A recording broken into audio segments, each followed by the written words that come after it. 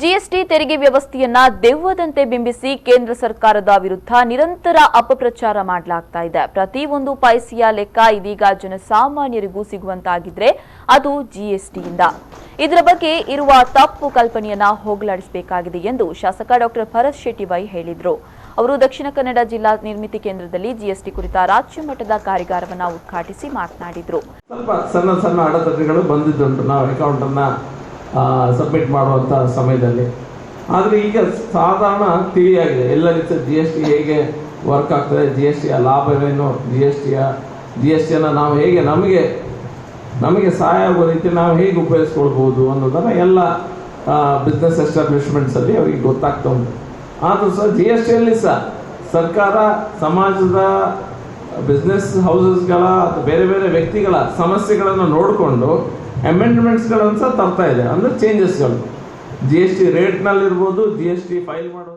CA Nitin Shetty ಮಾತನಾಡಿ, ನಿರ್ಮಿತಿ ಕೇಂದ್ರ ಯಾವುದೇ ಲಾಭದ ನಿರೀಕ್ಷೆ ಇಲ್ಲದೆ ಸರ್ಕಾರದ ಅನುದಾನ ಸದ್ಬಳಕೆ ಮಾಡಿ ಕಾಮಗಾರಿ ಮಾಡಿಕೊಡುವ ಸ್ವತಂತ್ರ ಸಂಸ್ಥೆಯಾಗಿದೆ ಎಂದರು.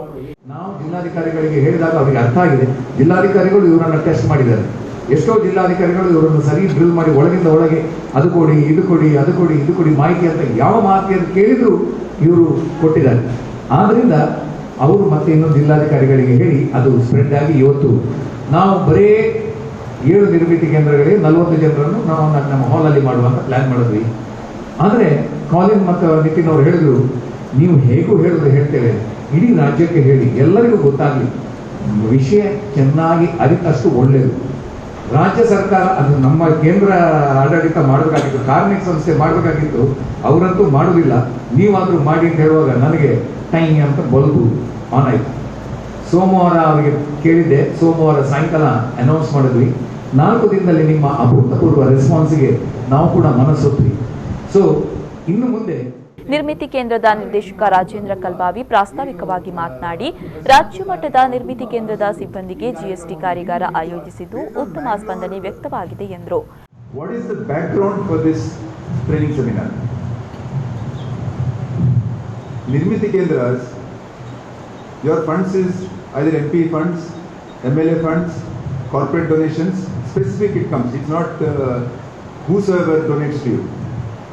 And if you see you don't have any sales by chance, your personal sales is not there from your institute. Whatever you are doing is what you are getting from grants. When you get a project, for example, you get a local MLA project, suppose it is, you work out a budget for that. Suppose it is 1 lakh, the cost of the project, you add 5% towards your overheads. Am I right? No, okay. Yeah, that's right. So it is 1 lakh, you add 1.5, so your overheads would be 5,000, you add into this project. And you end up with a no profit, no loss.